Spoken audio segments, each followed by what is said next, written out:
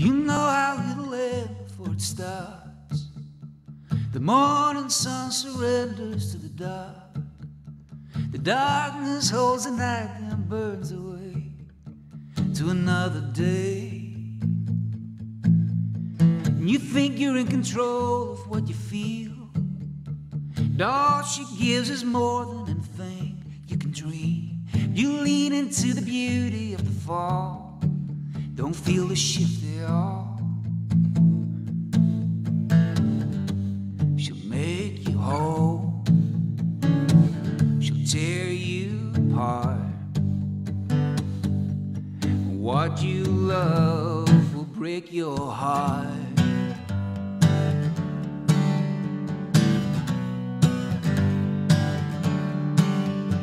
When you tattooed the word truth under your skin, reminder for you not to make the same mistake again. But she's a fire that nothing can contain, burning through your veins. She'll make you whole, she'll tear you apart. What you love will break your heart. What you love will break your heart.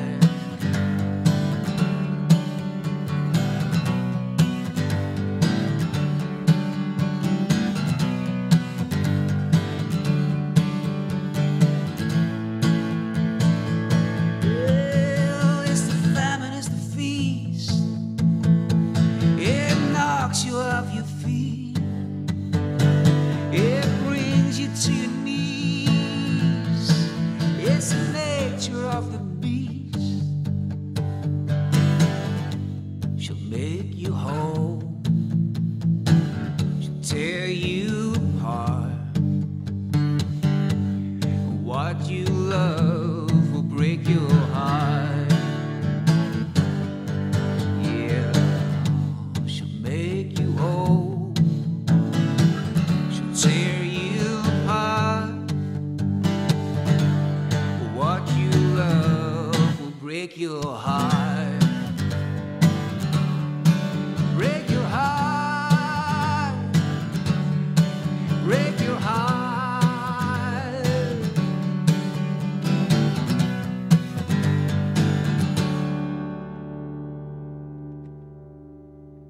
Good song called What You Love Will Break Your Heart from Ben Glover, and I'm pleased to say the man himself is in the studio. Welcome. Thank you, Robin. It's been a while since you've been here. It has been a while. I think it's been over 10 years, possibly. It must be 10 or 12 years, Yeah. So you're promoting the new album. Tell us the story behind that song. Well, that's the opening track to the record. I co-wrote it with a girl called Amy Speece, and Amy is singing on the song as well in the recording. When we were writing the song, we were talking an awful lot about Tom Petty, and we wanted kind of to write a song that was influenced by Petty, and that came out on the day of writing. So yeah, it's kind of, the message is those things that we love dearly can also be the things that can unravel us and can break our heart, and that's the double-edged sword with a lot of things, but that's the message behind the song. So was Tom Petty a big influence on you then? Yeah, massive. I mean, it's still hard to believe that he's no longer here, and one of my biggest regrets is I never got to see him in concert. Yeah. I mean, Petty always remained cool. He was always edgy, you know. Other rock stars kind of went through their, you know, their uncool phases. Mm-hmm. Petty just had it. Always great songs, great guitar player, great band, and yeah, massive influence. So how did it all start for you? Growing up in Glenarm, did you come from a musical family? There were always guitars lying around the house. I'm the youngest of 6 children, and I have 3 older brothers. They all messed around a bit in guitar, and my father played a little bit, but nothing serious. I think it was about 12 or 13, I just picked up the guitar and started playing it and started writing songs at that same time. So the writing and the playing and the performing all went hand in hand. I played my very first gig when I was like 14 in Glenarm. Like, I had an uncle who was a professional musician, so it was always something there, but not, you know, it was, it just felt natural, you know. What about the songwriting side? Did that come easy? Looking back now, you know, I guess everybody who writes their first songs, they look back and go, oh my God, that was, you know, you're just trying to figure out what it is you're doing. But Writing still drives me crazy, but I love it. I don't think anybody ever figures it out. Nobody ever figures out the art of writing. But it's the one thing that I still feel really challenged by, and I need to do it. Like, I mean, I think if I never put out another album or did another gig, I would still write. Yeah. You know, it's connected to my sense of who I am. It's how I navigate my world. I have to work at it, but it's still something that I need to do. Yeah, and you must enjoy collaborating with other people as well, because on this album you've got everybody from Gretchen Peters to Ricky Ross from Deacon Blue, haven't you? Yeah, collaboration has been a big part of my world in the past 5 or 6 years, and the reason for that is Nashville. So I live over in Nashville now, and more than anything, Nashville is a great city for co-writing. It's such a community of songwriters. And it's not just country now. Everybody used to think of Nashville as just a country city, but it is, as you say, it's a singer-songwriter Absolutely, city now. absolutely, multi-genre. Yeah. And that's great. It's an exciting time to be living in Nashville, because you're right, it's no longer just country music, and writers from all over the world go there. So all kinds of styles are there, and I've just been very lucky the past 5 or 6 years to fall in with an amazing circle of writers, Gretchen Peters, Mary O'Shea, and then I connected with Ricky Ross via his radio show, and he had me on as a guest, and we just became friends. And Ricky goes over to Nashville regularly to write, so we write together. And I do love collaborating. I find it easier to write with somebody else in the room. Yeah. It's an odd thing because you have to be very vulnerable when you co-write as well, and so it doesn't always work. But if you find the right person and the right connection, you can go to places that maybe you don't go to on your own, and I just love that. I love that, the not knowing where two people are going to end up. Yeah. In a song, and it's better crack as well. You know what I mean? You're sitting down, you're having a bit of crack with somebody. So I do love co-writing, and it's something that I do an awful lot of, and it's important to me. So how often do you get home to Northern Ireland then?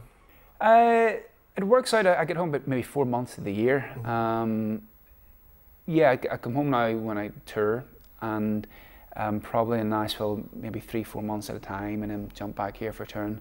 So I love it. I mean, I've still, my parents, my family are still all here, and you know, when you move away from a place, it also becomes more special to you. Yeah. And we're very lucky to come from an incredible place. Sometimes if you stay here, you don't see its beauty and its magic, but once you start traveling, you realize that we do come from a really special part of the world. Especially when you're from Glenarm. Yeah, I mean, I'm lucky. I'm, you know, born and raised right on the Antrim Coast Road, and that stays with you. You know, if you're raised beside the water, I find, and you know, until I was what, early 20s, every day I got up and I could see the horizon, mm-hmm. and that's one thing that I miss when I'm not there. It's more than the water; it's being able to see the horizon, because it just gives you a perspective on things. But it is beautiful, and the people, you know, we have amazing landscape. It's also the people from here. You know, the more I travel, especially in the States, everybody wants to connect with you when they hear the accent. Yeah. And that doesn't happen for every country in the world. You know, we've got an awful lot going for us, and for me, doing a lot of traveling and touring, it's a big benefit to have this accent and to have these roots. So I'm very, very proud of where I come from, and coming home here, it refuels me. Now you're coming back for this year's Dalriada Festival, aren't you? Yep, happening on the 14th and 15th of July in Glenarm, my home village, which is going to be great. You know, it's funny, even though I come from Glenarm, I've never been able to go to the festival, so this is the first year I'll get to go to it and get to play at it. And it's such a lovely surrounding, isn't it? It's amazing. I mean, and the grounds of Glenarm Castle, and they're putting an awful lot of work into it over the past few years. They're establishing it as one of the best festivals in the country, and they're a great lineup this year. And so if the weather holds out, I honestly don't think you could find a better place for a festival. So I'll be there on the 15th, on the Sunday, the 15th of July, and looking forward to that. So now that you've got the new album out, are you thinking about the next album? Well, what I am thinking about is I have another band that I play with, a project called the Orphan Brigade. Okay. And it's based in Nashville, but what makes it kind of unique is that we write and record albums in kind of in odd locations. Our first album we recorded and wrote in an old haunted house in Kentucky. Wow. I mean, this place is an odd place, you know. And And then our second album, we wrote and recorded it in 2,500-year-old caves in Italy. Right. So the next album, we're going to actually come to the Antrim coast and write and record it here. And we're planning to do that in spring of next year. Will you do one more song for us? Absolutely. What are you going to do this time? I'm going to do a song called Kindness. And I think we're living in a period of time where that's a vital value that we need to be conscious of. I think if we were all a little more kind to ourselves and kind to other people, the world would be in a better state of balance, I think, you know. So I think it's an important message, and the song is basically just about that. Brilliant, Ben. Thank you so much for joining us this year. Thank you. Thank you.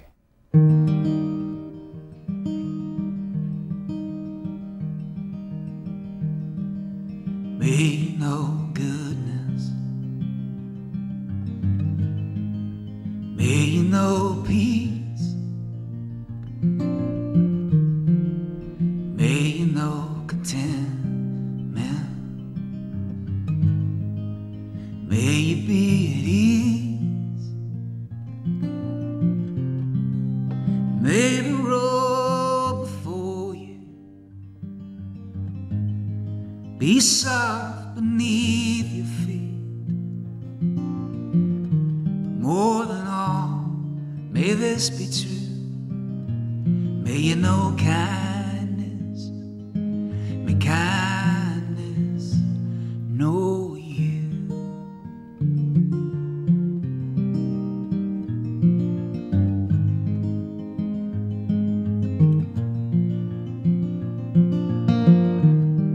May you be without anger,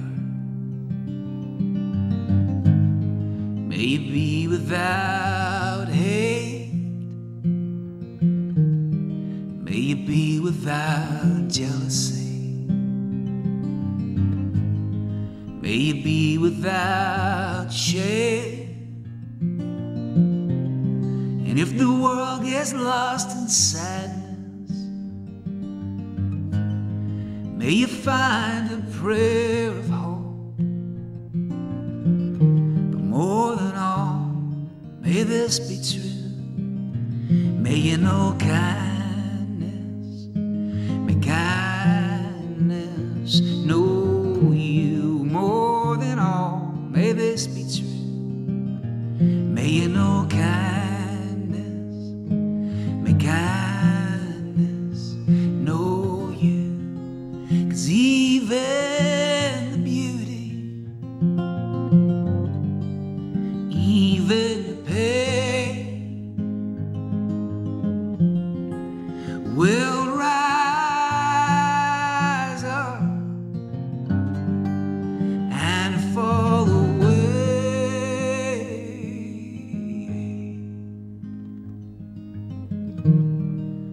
May you be with loved ones who hear and see what you feel, and may those you trust be honest and real. May your feet follow where your heart dares to go. But more than all, may this be true. May you know kindness, may kindness know you. More than all, may this be true. May you know kindness,